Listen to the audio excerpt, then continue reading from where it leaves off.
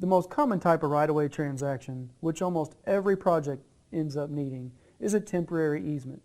That's right, a temporary construction easement and a permanent easement are considered right-of-way transactions, and they must follow all the same federal laws and processes as new permanent right-of-way acquisition does. It's never too early to consider your right-of-way needs and/or challenges. You should be thinking about right-of-way during the planning process, before you even apply for funds or decide which project to pursue. In today's environment, there are way more projects to build than there is money to build them. So if you have a situation where you have multiple projects of equal priority, it might help to look at the potential right-of-way challenges each project faces. This may help you determine which project to move forward with. When you are completing an application to compete for funding, you'll want to have a detailed plan in your application estimating what your right-of-way needs are going to be, what challenges you may face, and how you plan to overcome those challenges. To do this, you may need to go out and talk to property owners in the vicinity of your project to see if they generally support it. You can also hold a public meeting or a town hall meeting to discuss the project and get some feedback. It's a lot easier to identify these challenges during the planning stage rather than when you're in the middle of trying to meet a PS&E deadline. The federal law that controls the right-of-way acquisition process is called the Uniform Relocation Act. Here's a short video about the Uniform Relocation Act. If a local public agency needs to acquire vacant property or property improved with a home or business to construct a federal aid project, the local public agency must follow a process for acquiring that property. Federal right-of-way requirements apply if federal dollars are used to fund any phase of the project. Failing to meet the right-of-way requirements can jeopardize your project from being eligible to receive federal funds. For this reason, it's important to know the federal requirements and when they apply. When an agency acquires property for a federal aid project, right-of-way requirements are in place to provide benefits, protection, and payment of just compensation. When a project displaces an individual, family, business, farm, or nonprofit organization, additional services and payments are required. The Uniform Relocation Assistance and Real Property Acquisition Policies Act of 1970, otherwise known as the Uniform Act, is the primary but not exclusive law for right-of-way related acquisition and relocation activities on federal aid projects. The Uniform Act establishes the requirements and procedures that you, as a local public agency, must follow when federal dollars are used to fund a project. The Uniform Act consists of 3 titles or parts. Title I, the General Provisions, contains definitions and eligibility criteria for displaced persons. Title II addresses relocation assistance. This part contains housing payments for owners and tenants and assures that displaced persons are provided with comparable replacement housing prior to displacement. This section also covers moving and related expenses, as well as relocation planning and advisory services. Title III establishes the policy and requirements for acquiring property on federal aid projects. In this section, standards are set for appraisals, offers, negotiations, payment, possession, settlement, and other equitable considerations. The Uniform Act and right-of-way requirements apply any time an agency seeks to acquire real property to make way for the construction of a federal aid project. Real property is a term that is used to describe land or improvements to land, fee interests, easements, air or access rights, or the rights to control the use of land, such as leases. For example, an agency might ask a property owner to convey a temporary or permanent easement in order to construct a project. When agencies acquire temporary or permanent easements from a property owner, that agency is acquiring real property interests, which is considered right-of-way. Because this is a federal aid project, the Uniform Act and right-of-way requirements would apply. In order to comply with right-of-way related requirements on federal aid projects, you must understand when to follow the requirements. The Uniform Act requirements apply any time real property or interests in real property is required for a project, and the agency chooses to use federal aid funds in any phase of the project. Anytime people or businesses are displaced by a project, and the agency chooses to use federal funds for any phase of that project. These requirements must not be overlooked in a situation where a project does not use federal funding until the construction phase. For example, many agencies use local money to fund the design and right-of-way phases of a project. Upon reaching the construction phase of the project, a request for federal assistance is made. The project would be eligible for federal funds provided the agency complied with the requirements of the Uniform Act during the right-of-way phase of the project. Now that we understand when right-of-way requirements are applicable, let's review the right-of-way procedures that an agency needs to follow. These procedures ultimately determine just compensation. If it is determined that real property is needed to construct the project, the appropriate right-of-way procedures should be followed. Here is an overview of the primary steps an agency must follow to meet the requirements of the Uniform Act. First, you must determine the fair market value of the property being acquired. Next, you must offer just compensation and negotiate the acquisition of the property or property interests. Finally, after acquiring the property, the agency must provide relocation assistance to those who are displaced. If all attempts to negotiate an agreement to acquire property fail, it may be necessary for your agency to exercise the power of eminent domain.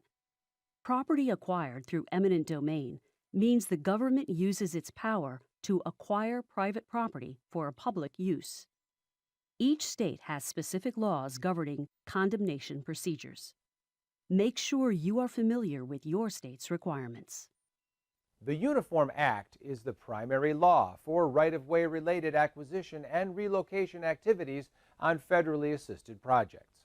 Right-of-way requirements are applicable if an agency chooses to accept federal funds for any phase of a project that acquires real property or displaces people or businesses. State Departments of Transportation play a vital role in the right-of-way process on federal aid projects, and they are available to provide assistance when you have questions concerning right-of-way and the Uniform Act.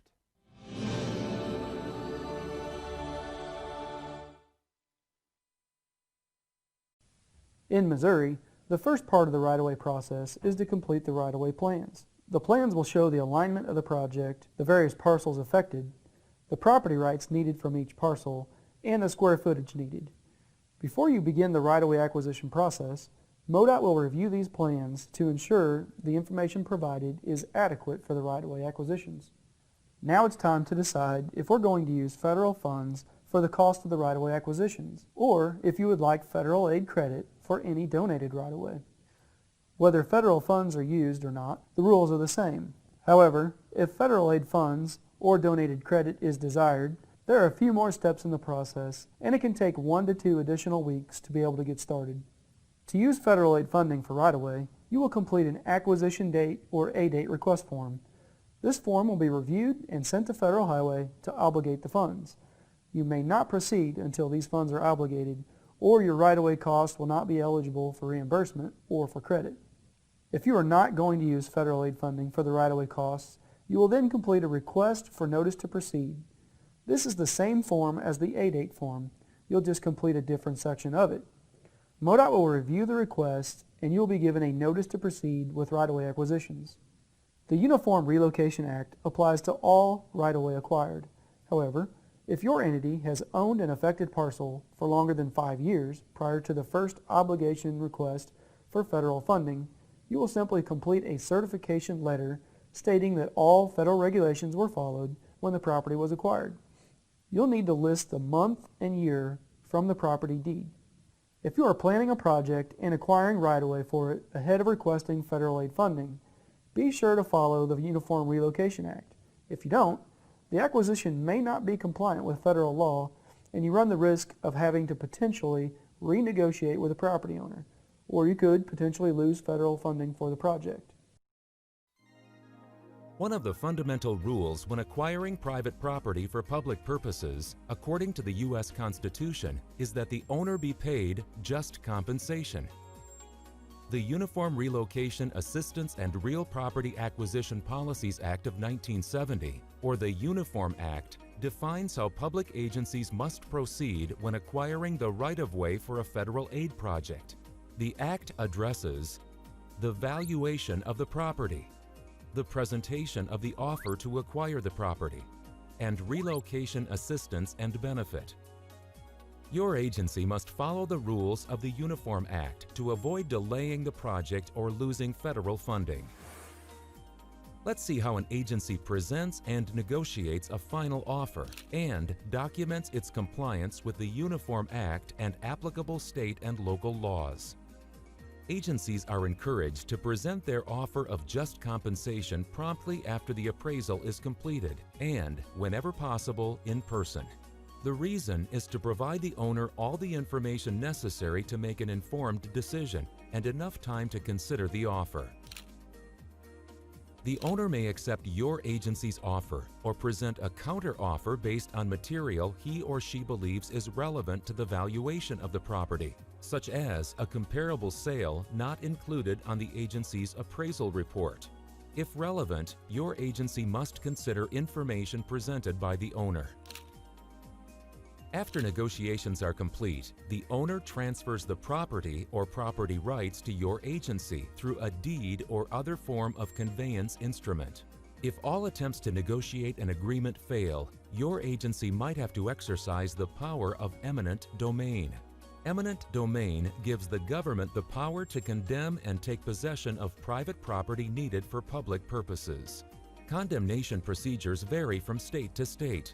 But normally, before an agency can take possession of a property, it deposits in an escrow account an amount not less than the appraised fair market value. Whether through conveyance or condemnation, the Federal Highway Administration considers the activity completed when your agency certifies that physical and legal possession of the properties has been acquired in accordance with the Uniform Act and other applicable laws.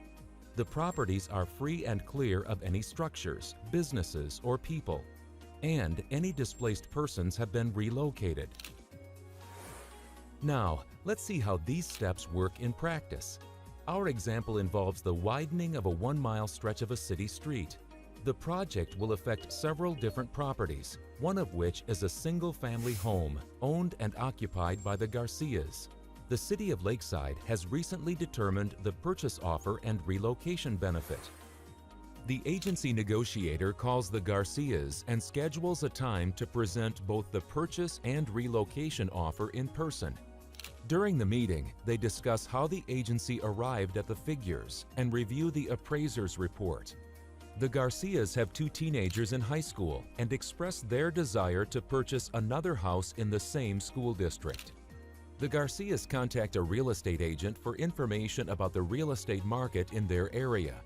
From what they learn about properties that have sold recently, the Garcias accept the purchase offer. At the real estate closing, the agency pays the closing costs. The Garcias receive a purchase payment and transfer the title to the agency. Acquisition is one of the most sensitive aspects of an agency's activities, and your agency must conduct them in accordance with the Uniform Act and other federal regulations. As seen in our example, documenting your agency's actions in a contact log is an important way of showing compliance with the regulations. A typical log includes the purchase offer and the basis for the offer, all phone calls and meetings with the landowner or other representatives, any counteroffers, and, if applicable, reasons a settlement could not be reached.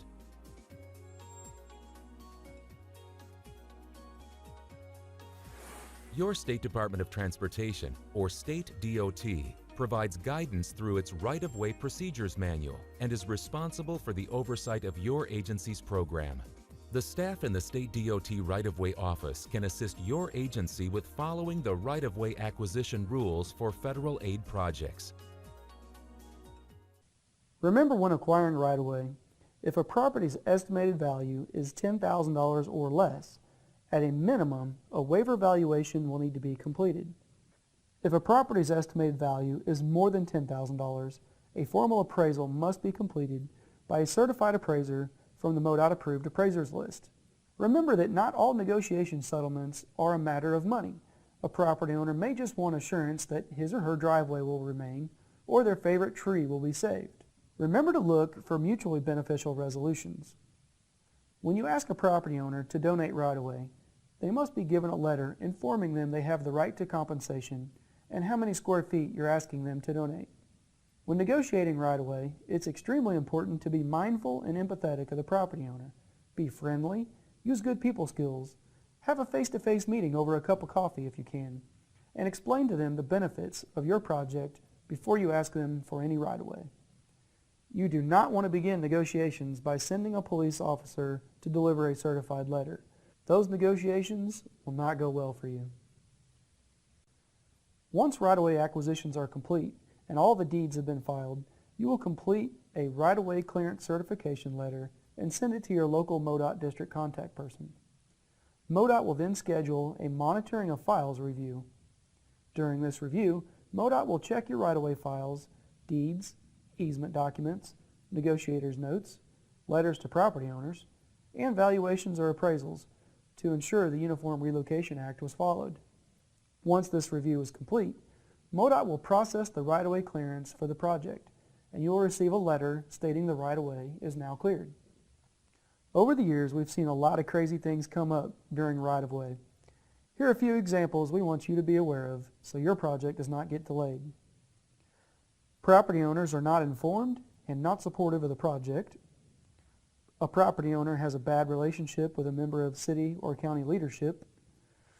The city cut down a property owner's tree 25 years ago, and the property owner is still not willing to work with the city. A property owner wants an unrealistic amount of money for a parcel, and negotiations are sometimes simply just not handled well. If you cannot come to an agreement with a property owner during the negotiation process, condemnation will be needed. The condemnation process can cost your project additional money and delay it by several months. This is a figure in section 136.8 of the LPA manual. We call it the right-of-way game board. It walks you step by step through the right-of-way process. Each box is numbered, and in the manual under this figure, it tells you what each box means and what you need to do. For example, notice that box number 1 mentions the section 106 clearance. In the manual underneath this graph, the narrative will tell you the section 106 must be completed before you can begin right-of-way negotiations.